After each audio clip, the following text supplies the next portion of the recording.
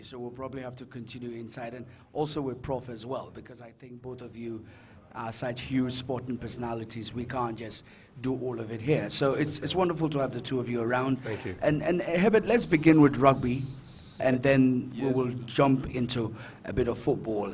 And maybe with rugby, as quickly as you can, yes, on the peculiar problems you have, and then I will walk into a bit of the marketing bit for the other sports and how we can make it better, because really that's all we're looking for. Yes. Understood.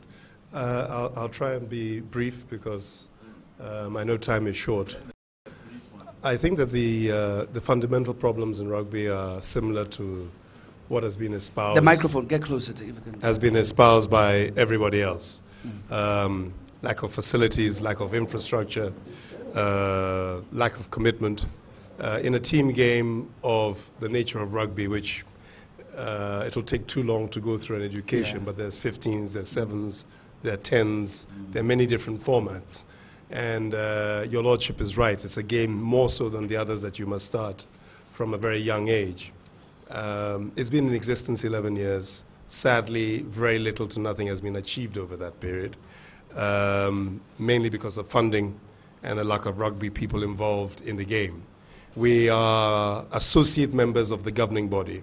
Unlike the other sports, we can't just become members of the international rugby body. We have to go through a series of qualifications, which involves a specific kind of a league, infrastructure, funding. The tenets of the international game must be introduced here. So you're operating on a much larger budget. I've spent 3-4 months in and out of here, back to Europe, to the governing body to make sure that our plan is exactly the same and we would fit the way to try and short circuit and get ourselves recognized at that level.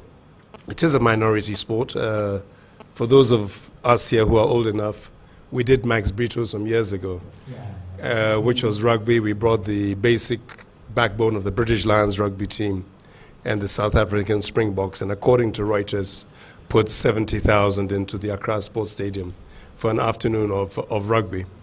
So I think that really is it. I think that because the time is short, I won't go into too much detail except for the fact that every association has mentioned the fact that monies have been promised to the sports and no money has been received.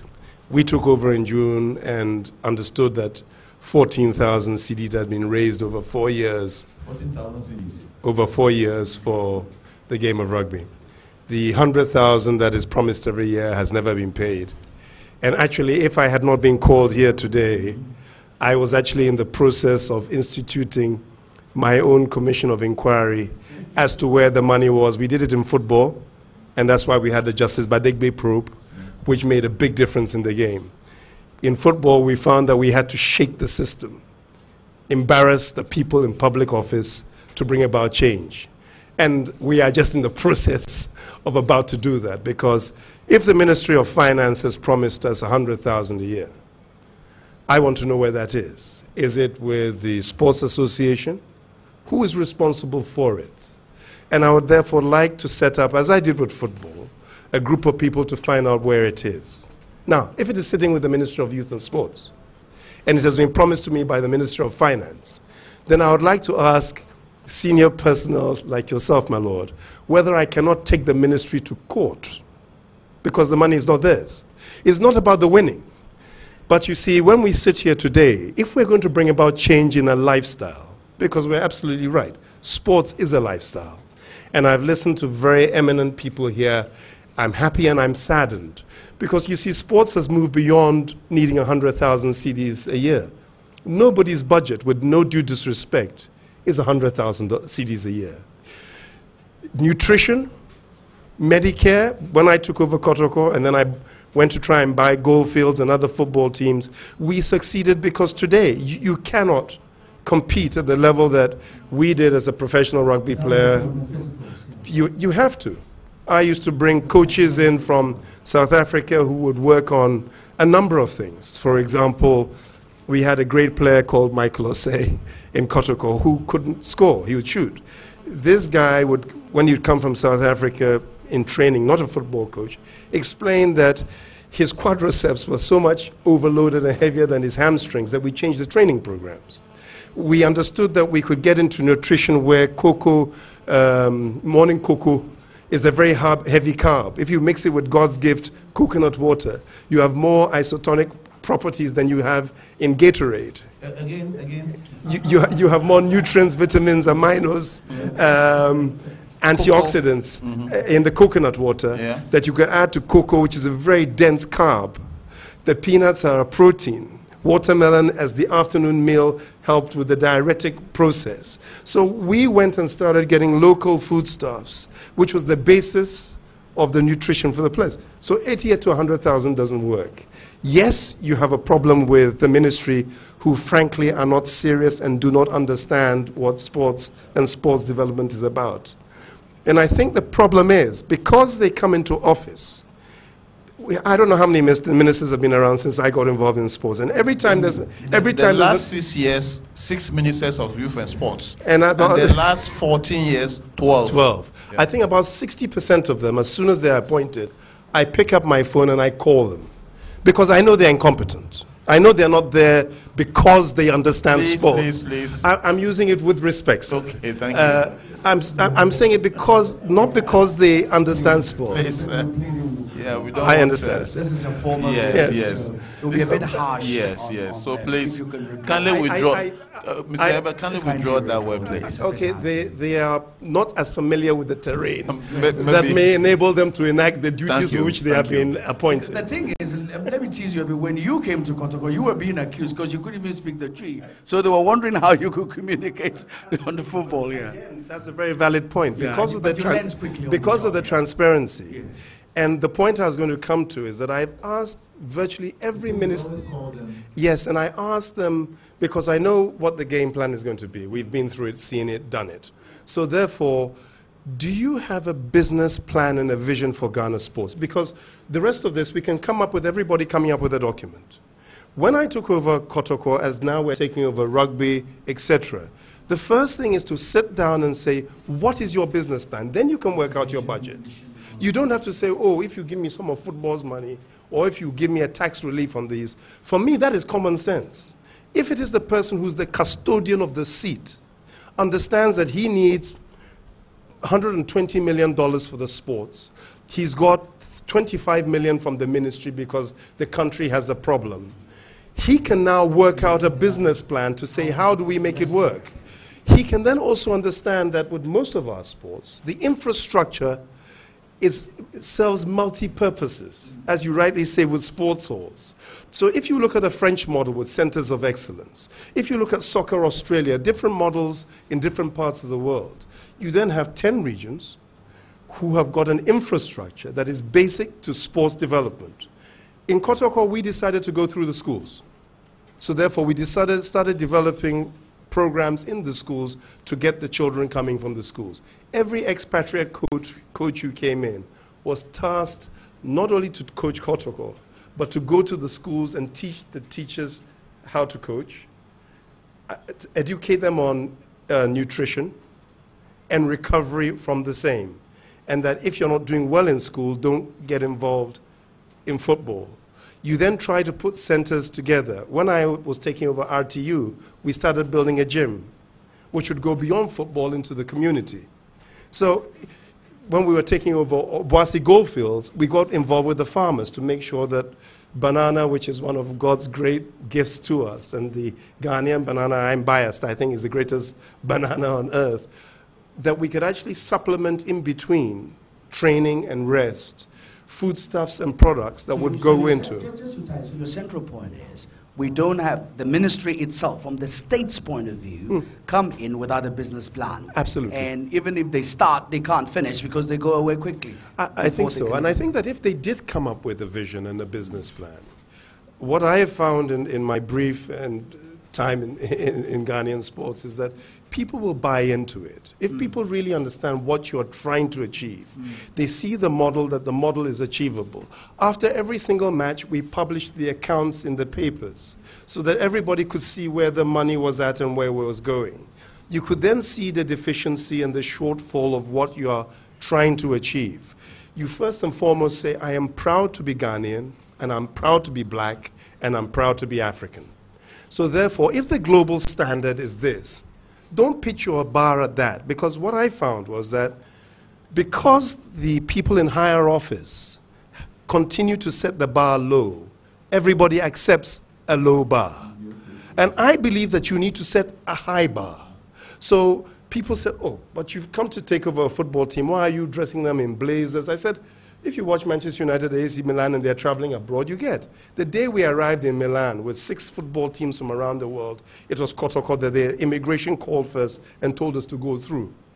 You represent something and you're representing Ghana, that iconic status with which you're about. And then it is that you got into areas of basic marketing, knowing that there's a shortfall. We decided to disassociate ourselves from the Football Association because we understood it was made up of a mafia.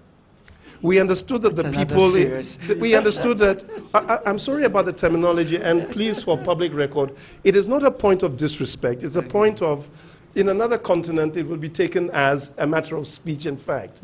But when you have people who have been in office for 20, 25 years, moving from one department to another, musical chairs, the only difference is that in musical chairs, one chair is taken away. This one, the chair is not taken away. So you just go round and round and round. But they probably put the chairs. Probably with seating. They made no point in going back to the governing body in order to change Kotoko. There was an essence, myself and Danny Jordan in South Africa, very good friends, understood that you need to have a marriage between capital and sport. Capital being business. Sorry, sir. Bring yourself the 2014 World Cup and rugby. It looks like you're going more to Kotoko than... Well, I was using it as an example as to how to raise sponsorship and money into sports, because in order to get capital interested in us, and we are finding the same in rugby today, and I'm sure that the other sports, if they were to buy into it, it was first and foremost to say, what kind of image do you represent to the sport? Yes. Is there fighting within the sport? Is there a semblance of dishonesty, malfeasance, winning bonuses, whatever it may be that the corporate world says, look, I have money, but I don't want to put it anywhere that is dirty. I don't want to get it involved in somewhere that there's scandal. That's about credibility and accountability. Absolutely. The image of the sport. Which is at the core, of how you get money. As a businessman, you don't go and seek money and he says, okay, before I talk to you, please bring your bank manager here and sit down. If you have the credibility, he talks to you. You know, you'll protect yourself through paperwork and the rest. So in terms of raising money, we sit down and we say, do we and are we represented by levels of credibility? Now, for the minority sports, the big problem is this, that the sports, the National Sports Association and the ministry are not seen by the corporate world as bodies that are there to support us. So now it is that we are about to start... How are they seen? I mean, in your own experience, what is the picture from the corporate If you sit down with the corporate body, they do not take that the government of the day and its assigns are serious about sports, sports development, or youth development in any capacity whatsoever. They hear the stories of we going to games and we don't have kit, we don't have rifles, a boxer overeating because he hasn't seen food for a long time, and it's a party joke. It becomes a party joke rather than, oh, I can see you are moving in a certain direction. For us to be able to move in that direction, we need to be able to harness and say, I've had 2-3 meetings now at the IRB in Dublin and saying, look, I know we're not full members, take us seriously. Now they've sat down to us and said, yes, but tell me, Herbert, how much money do you get from your government? Are they serious about sports development? How much has been put in over the last 3 years? After all, one of the requirements to be a full member is that you must have your accounts audited. Our auditors are Price Waterhouse. So now, over the last 3 years, you raised 14,000 CDs over the period. What does that say about the people who are investing in the game? Do you have a national rugby pitch? At what level is it supported through the schools? Is there a national insurance policy for it? Do you get free kit, balls, etc.? If you have to travel to matches abroad in order to qualify, are you supported by the government? How does it work? So by the time they go through it, they then realize that Ghana is a nation. It's not a nation that is actually serious about supporting minority sports in any way. And as we know with a lot of our European friends, they talk amongst themselves. So they are aware that, oh, You went to Glasgow and this didn't happen. Oh, you went to Scotland, there were no guns. Oh, went to this, there was nobody to talk to. They are aware that there is a lack of seriousness in terms of general public servitude to a sport, to a vocation that we all do because we love it, not because it is the highest paid job. And in Europe, in America, everywhere else, people get involved for that reason. Then you tap in and you say, oh, excuse me, Moses, can you help? So 2-3 years ago, I was actually looking for you, no, a bit longer than that, and we didn't meet because the love of my life is actually boxing and not football. I know. My next door neighbor in England is Lennox Lewis. Oh, wow. So he used to come to me all the time, and that's why I was looking. Unfortunately, we didn't meet to say, look. He came here once. He did, yes, with Junior. And I was saying, you know what, we have a problem. There is no governmental money in the system. Lennox, can you please do a deal with Everlast or something for kit that you don't need? You see? Exactly. So the synergies. And I think if we had a more, serious is the wrong, it would be misinterpreted in this thing, a more focused, higher body, then we can start talking, for example, of cross-marketing. Yeah. For example, if it is that Ms. Kwesi has a deal with Puma, can he not extend that deal with Puma to other sports who are looking for kids? Equipment, yeah, that's right. Can the ministry, for example, when we brought Max Brito to here to play rugby, we brought 120 people into Ghana. We didn't pay for the air tickets. We put them into Labadi Beach Hotel. We took over the whole hotel for 2 weeks. We didn't pay for a hotel room.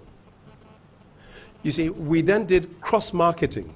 Supersport generally don't pay, by the way. You know, I represented their interests for many years. But they are looking for material. So say, Content, yeah. you can come and get this content. By the way, if you do, my terms and conditions are false. You get it free, but you must now give free advertising to my hotel, my airline, my this, my this, my that. And then you do a whole series of cross-marketing. By the time it's finished, you still have enough money to pay to Max Brito, despite whatever happened at the gate, and take care of your These days, they're a bit tighter, Herbert. They're a bit tighter. They've learned to tighten up a bit. You're absolutely right, they are. I know. But a lot of what we do is not going to be possible unless the focused higher authority first understands sports. Yeah. B has an interest in sports. C understands that there are other sports other than football. D has a little business acumen to come out with the paper. And the paper is a business plan, not, oh, I'm going to set up an academy or I'm going to go to the moon. No. The business plan then says, we understand that sports starts with the youth. What are the different categories? No discrimination, gender, creed, sex, disability, no disability. How then do we take this up in levels? And that business plan, that master business plan, would have a model which would be his model with his experts. And that may then say, we're going, I love the French pyramid system because it means you've got basically a structure in every region. So if you are a great swimmer, they will have seen it in schools and you'll be encouraged to come into that center and holidays and special times. If you're a special runner or a boxer or something of the sort, then it is that you can do exactly the same. And then if it is that you're of the higher body with maybe a little more focus, you can then say, instead of tax relief standard for all sports, these are minority sports. The government is in difficulty. We are prepared to give an added advantage here or there, knowing that the money is coming into the system. And as we say, I don't know, I've 19 and a half stone. I've never been a footballer. I've always been a rugby player. As much as I'd like to play football, I think if I start running in this direction, I have too much weight to turn and go into this direction. So that's what it is. I mean, Herbert, can I just, yes. I mean, we will certainly talk to you, and I think because of time, we will certainly have you in to go into more detail, but just a bit of the marketing bit for the sake of your other sporting discipline, for the media and those who are watching. How do you think that the other sporting disciplines can brand themselves, put themselves in a certain package that will be attractive to the corporate world and sponsors? Because it's always a difficulty, and I think that there's, you know, we shout at the media, they also shout back at us, But how can we put ourselves together? At least some lessons or some bullet points that I think our, the listening public and then your own colleagues can also learn from. I'll try and be brief. Starting from the back, first and foremost, the media is a double-edged sword. You need to embrace the media. Yeah. Today, rugby in Ghana is receiving an unprecedented amount of exposure in the same media. So you need to have a marriage with them rather than look at them as foe. And it's something that you have to develop. We understood it in Kotoko because the program nobody understood. So now that is the first and foremost point. Once you have that properly understood, then it is you can come on to your own particular problem. And that then becomes rugby or the minority sports and how we are perceived. Because money itself does not discriminate. And money has very little time, as we know. So if it is that you want to get somebody's attention to say, we are different. We are chess or cycling or the Ghana Olympic Committee or whatever it is, there must be a level of perceived, transparent integrity to what it is that you're about. I give the example of saying, if you want to set up a foundation today and you put 4 or 5 of us on it, nobody internationally would take any notice. If you could have, for example, Bill Clinton, the late Mandela, and people on the foundation, any door would open for you.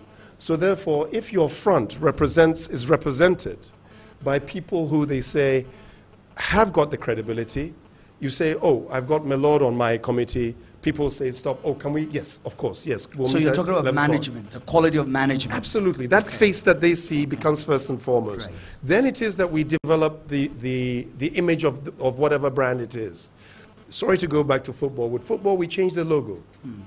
From the black porcupine, we put the old Asanteman colors, created that. Yellow, green, and I then went back to the English Premier League to get Admiral and do a deal with them. So how you look is fundamental. Then the reports about you, take away the fighting, take away the fact you don't get away with your association boss. There must be perceived unity so that if it is money says, I'm coming to you, when they've left, they have audience, which is why our aim was to fill the stadiums when we came. Playing in an empty stadium makes no sense. And therefore, if we talk about football today, football has actually failed. The stadiums are empty again. They may get all the money, but it's actually a failure. Until you can fill the stadiums and get local Ghanaians back into the stadiums, not watching English Premier League, endorsing what it is you're about, then football is the easiest thing to raise money for. And so then more money will be released. So you're then talking about the packaging of the sporting events that it can be sold. Yes. People can buy into that for their eyes. If I look at rugby and we see it's a sport that people don't understand, there are no rugby pitches. There is no infrastructure. But we are going very big. We're looking at CSR. We're looking at what kind of people are going to put money into it. And we know that 80% of all expatriate organizations understand the game. They understand that if they get into children and into communities. So we have to show them that we're credible and that we can do it. We've got a few ambassadors who've said, when you're ready, come to us, and we will host businesses where you are.